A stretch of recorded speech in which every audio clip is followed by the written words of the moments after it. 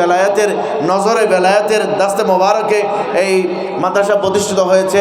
রাসূলুল্লাহ সাল্লাল্লাহু আলাইহি ওয়াসাল্লামের নির্দেশে গৌসে পাকের ইশারায় সদরুল আফাজিলের নির্দেশক্রমে এতে প্রতিষ্ঠিত হয়েছে। এই মাদ্রাসা ইনশাআল্লাহ কিয়ামত পর্যন্ত কিছু হবে না। এটা আল্লামা রাহাতুল্লাহ নকশবন্দি রহমতুল্লাহ আলাইহি ওনার ভবিষ্যৎবাণী রয়েছে। সবাই দোয়া করবেন আমাদের জন্য। ছাত্র পরিষদের সম্মানিত মহাসচিব সেক্রেটারি সাহেব উনি বলেছেন যে আমাদের কতগুলি প্রস্তাবনা নিয়েছেন। এই প্রস্তাবনাগুলির আলোকে আমি বলতে চাই যে আমরা প্রাক্তন ছাত্র পরিষদ গঠন করেছি। এগুলি শুধু 3 বছরে আমাদের সিদ্ধান্ত হয়েছে নীতিগত যে আমরা 3 বছর পর পর করব। যেহেতু 2 বছর পর হয়েছে, আমরা আগামীতে যে প্রোগ্রামটা হবে ইনশাআল্লাহ আল্লাহ তাআলা সবাইকে হায়াত দারাজ করুক, 2028 সালে হবে ইনশাআল্লাহ। এবং এই প্রতিষ্ঠানে হবে 2028 সালে ঈদ পুনর্মিলন অনুষ্ঠান, ঈদ উল ফিতরের পরে হবে। তো আমরা সিদ্ধান্ত নিয়েছি 3 বছর পর পর প্রোগ্রাম হবে। এবং আমাদের গত বছরে আমাদের অনেক আসাদায়ে কেরাম এই মাদ্রাসার যারা সাবেক শিক্ষক ছিল তারা উপস্থিত হয়েছেন। যদিও এখানে এবছর তেমন আসতে পারে না এবারের প্রোগ্রামে, ইনশাআল্লাহ আগামীতে হয়তো ওনারা সবাই উপস্থিত হবেন। ওনাদের আগমন আসলে আমাদেরকে অনেক অনুপ্রাণিত করে। আপনারা যারা অনেকে দূর দূরান্ত থেকে আসছেন, আমি একজনের সাথে কথা বলছিলাম, উনি বলছেন কক্সবাজার থেকে আসছেন।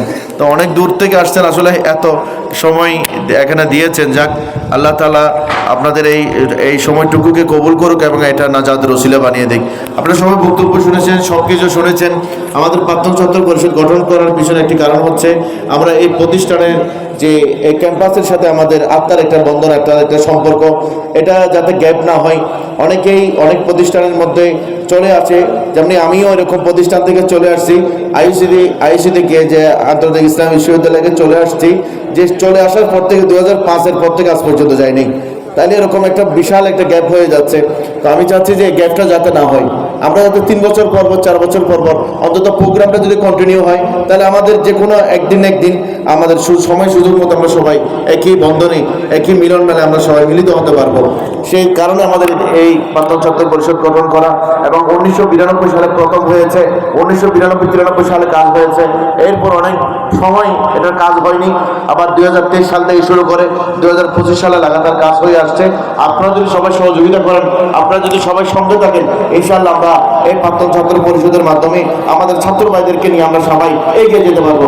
আপনারা সবাই রাজি আছেন? সবাই রাজি আছেন? আমাদের প্রোগ্রামগুলির মাধ্যমে আমরা যে প্রাক্তন ছাত্র যারা গরিব দুঃখী ছাত্র আছে তাদেরকে সহযোগিতা করা, যারা অসুস্থ তাদেরকে সহযোগিতা করা, এবং বিশেষ করে এই প্রাক্তন ছাত্রের মাধ্যমে আমরা একটি সিদ্ধান্ত নিয়েছিলাম যে আসলে অর্থনৈতিক কোনো সম্পর্ক না থাকলে সংগঠনের বা প্রতিষ্ঠানের সাথে কোনো সম্পর্ক থাকে না। তো আমরা সিদ্ধান্ত নিয়েছি যে এই প্রতিষ্ঠানের মাধ্যমে আমরা অর্থনৈতিক একটা ব্যক্তিগত অর্থাৎ আমাদের কল্যাণের জন্য একটি আমরা সংস্থা বা ফাউন্ডেশন করার জন্য আমরা সিদ্ধান্ত নিয়েছি। আপনাদেরকে জানিয়ে দেওয়া হবে। আমি অনুরোধ করব যে হোয়াটসঅ্যাপ গ্রুপের মধ্যে হয়তো অনেকে অ্যাড আছেন, অনেকে অ্যাড নাই। আবার হয়তো অনেকে অ্যাড থাকলে বিরক্তের কারণে অনেকে আবার লেফট হয়ে যান। আমি তাদেরকে বলবো যে এখানে মাদ্রাসার পোস্টারগুলি দেয়, অন্তত আপনি লেফট না হয়ে বা ওখান থেকে বের না হয়ে যে কোনো একটা উপায়ে যাতে অটো ডাউনলোড না হয় সেটা করে দেন, অন্তত আমাদের সাথে থাকেন। তাহলে আমাদের মেসেজগুলো আপনার কাছে যাবে, আপনি হয়তো আর 10 জনকে বলতে পারবেন। তো আমাদের অনুষ্ঠান কেমন লেগেছে হয়তো আমরা এখানে মিডিয়া রেখেছি।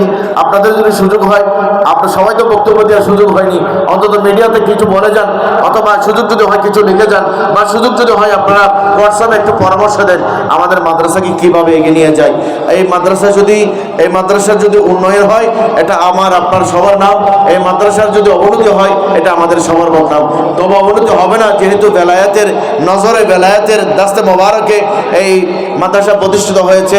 রাসূলুল্লাহ সাল্লাল্লাহু আলাইহি ওয়াসাল্লামের নির্দেশে গৌসে পাকের ইশারায় সদরুল আফাজিলের নির্দেশক্রমে এতে প্রতিষ্ঠিত হয়েছে। এই মাদ্রাসা ইনশাআল্লাহ কিয়ামত পর্যন্ত কিছু হবে না। এটা আল্লামা রাহাতুল্লাহ নকশবন্দি রহমতুল্লাহ আলাইহি ওনার ভবিষ্যৎবাণী রয়েছে। সবাই দোয়া করবেন আমাদের জন্য, আমরা যাতে আরো এগিয়ে নিয়ে যেতে পারি এই মাদ্রাসা প্রতিষ্ঠানকে। আপনার ক্যাম্পাস দেখেছেন, মুগ্ধ হয়েছেন। আমাদের প্রাক্তন চিত্র আমাদের সবার উস্তাদ আল্লামা আবু তৈয়ব চৌধুরী উনি বলেছেন যে মাদ্রাসার অবকাঠামো মানগত দিক দিয়ে আগে ভালো ছিল, সেটা বাস্তব কথা। মানগত দিক দিয়ে আগে ভালো ছিল, এখন মানগত দিক দিয়ে শুধু আমাদের মাদ্রাসা না, পুরো বাংলাদেশের কোনো মাদ্রাসায় ভালো নেই, কারণ ওখান থেকে কিতাবকে উঠিয়ে নেওয়া হয়েছে।